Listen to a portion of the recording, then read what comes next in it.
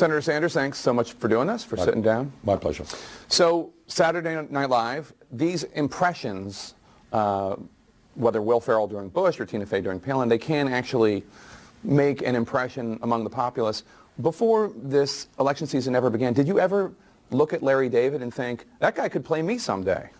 No, I admired him. I loved his television show. But no, I did not make the connection between Larry David and myself. But now it makes perfect sense, I suppose? Well, he plays me a little bit better than I play me, so yeah, it does. Your favorite to win the New Hampshire primary. Don't make me nervous and don't jinx me. I won't jinx it, I'm sorry. We think it's going to be a close election. We're working really hard. So the Clinton campaign is kind of trying to downplay it a little bit. Yeah. Secretary Clinton the other day pointed out that you're from neighboring Vermont and New Hampshire voters often vote for people from neighboring states. She says it's the neighborly thing to do. Your campaign said that was an insult. Is it an insult? Well, in this sense, it is. Look, I mean, obviously, Vermont and New Hampshire are separated by a river. We are close states. But you know what? Secretary Clinton won this state in 2008. Her husband ran several campaigns in this state. When we began this campaign here in New Hampshire, we were 30 points down in the polls, and she was much better known in this state than I was. So simply to say, you know, if we win this thing, it's because Bernie lives in Vermont, yeah, I'm just not accurate.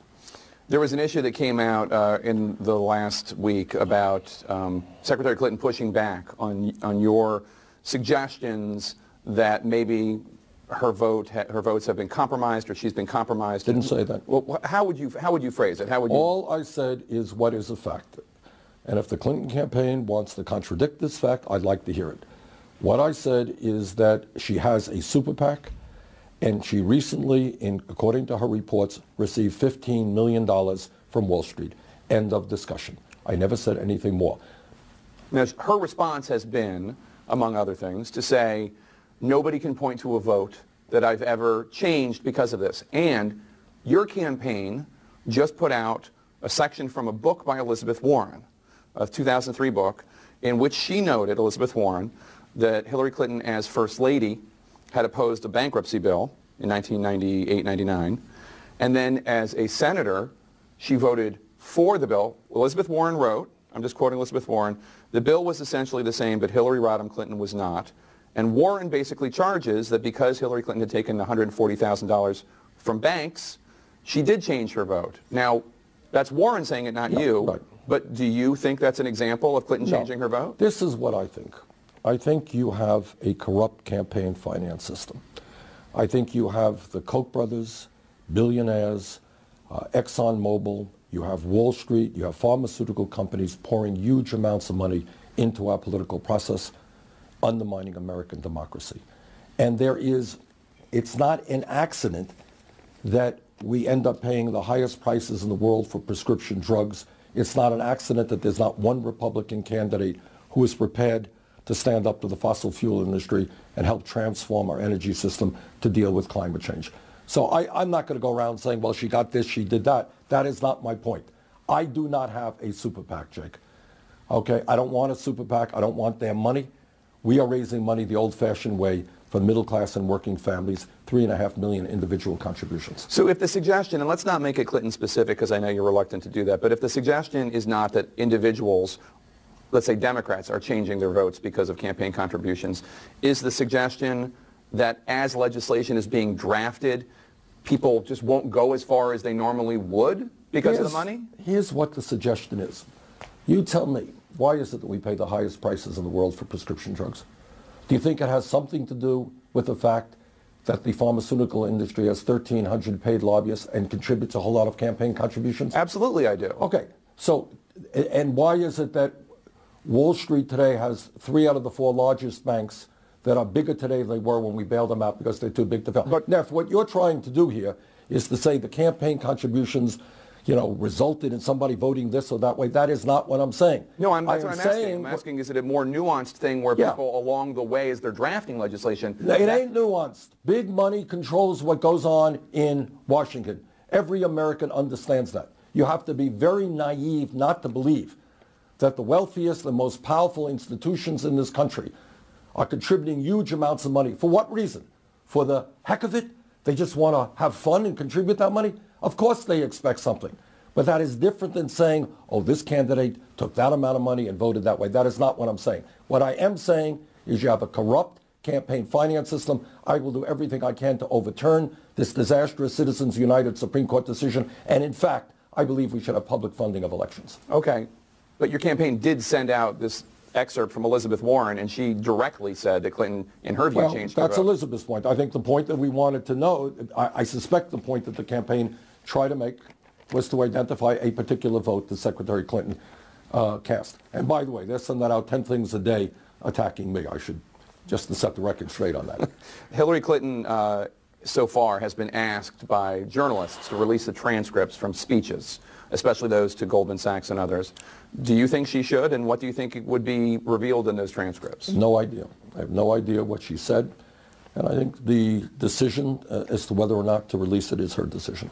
You don't have a position on it at all? Let's turn to immigration, which came up during the debate. Secretary Clinton brought up your vote against Ted Kennedy's efforts in 2007 in his immigration bill. You spoke about that bill on the Lou Dobbs show.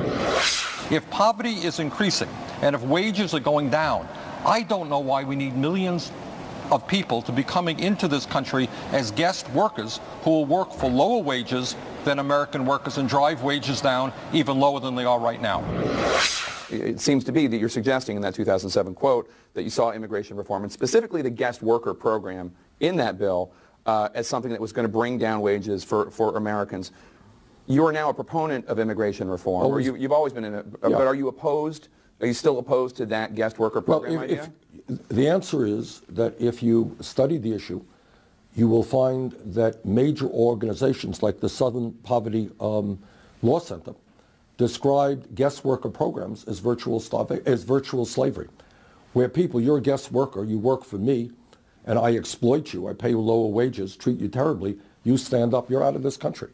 And that's why major Latino organizations and immigration reform groups like LULAC also recommended a no vote, and why other progressives in Congress voted against it as well. So I have very serious problems and worked hard to improve the guest worker program. But when you have major organizations describing the guest worker program as virtual slavery, there's a good reason to vote against it.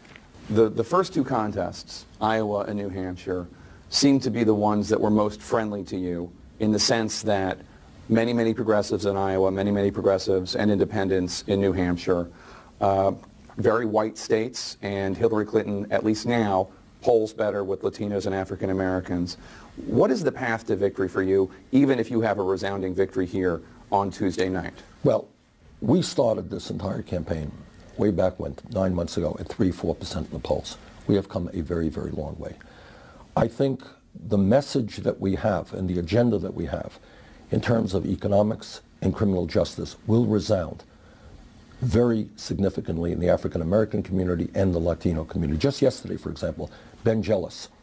Ben is the former leader of the NAACP, one of the more dynamic civil rights leaders in this country, came on board our campaign, as well as a number of other African American leaders. So I think when we get to South Carolina, when we get to Nevada, you're going to see more and more response from the African American community, because we're talking about the issues relevant to them. Raising the minimum wage to $15 an hour, making public colleges and universities tuition free, dealing with the fact that we have more people in jail than any other country, primarily Latino and African American. I think we have the program that when people hear it, they'll say, yeah, you know what, Bernie is making sense. Do you think you can win South Carolina?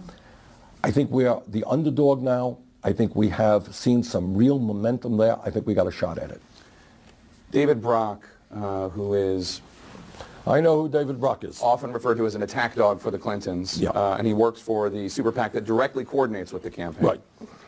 He said after you released your Iowa ad, the Simon & Garfunkel ad, and he said there weren't enough African Americans and Latino faces in it, and he said, based on this ad, black lives don't matter to Bernie Sanders. What did you make of that, and what do you make of the role that David Brock plays in the Clinton campaign? Well, let's remember who David Brock is. He is a political attack dog. And I happen to like Hillary Clinton. But I am astounded by some of the people that she has hired, including David Brock. David Brock, people will remember, used to be a real right-wing guy who was attacking people like Anita Hill. This is an African-American law professor who tried to do the right thing, and he admitted. He said, I lied about her. this is the guy that Hillary Clinton is making the head of her super PAC. I just don't understand, I just don't understand where the Clinton people are coming from, hiring somebody like that every day. They're attacking us in one way or the other. Have you heard about this phenomenon, Bernie bros, people who support you and sometimes attack in very crude and sexist ways? I have heard about it. Clinton It's supporters? disgusting. Look, we don't want that crap. We can't, and we will do everything we can, and I think we have tried. Look, that anybody who is supporting me is doing sexist things we don't want them. I don't want them. That is not what this campaign is about. Has this experience changed you in any way? It really has, in the sense that I perceive more than ever how far removed the Congress is, and I'm in the Senate, and the establishment media is from the reality of people's lives. It's like two separate worlds. All right, the establishment is here and they're talking about these issues, and people are over there struggling to keep their heads above water economically. Look, we did a meeting in Iowa, in a small town. Woman gets up trying to make it on $10,000 a year, and she broke down to talk about the pain, the difficulty, the embarrassment of trying to make it on $10,000 a year. Of course it moves you. And you see when you're out, I have seen literally people, Jake, I think 2 instances in Iowa where people have terminal illnesses. I think both of them are at a hospice, and literally they were saying, we want to live long enough to come out to caucus for you.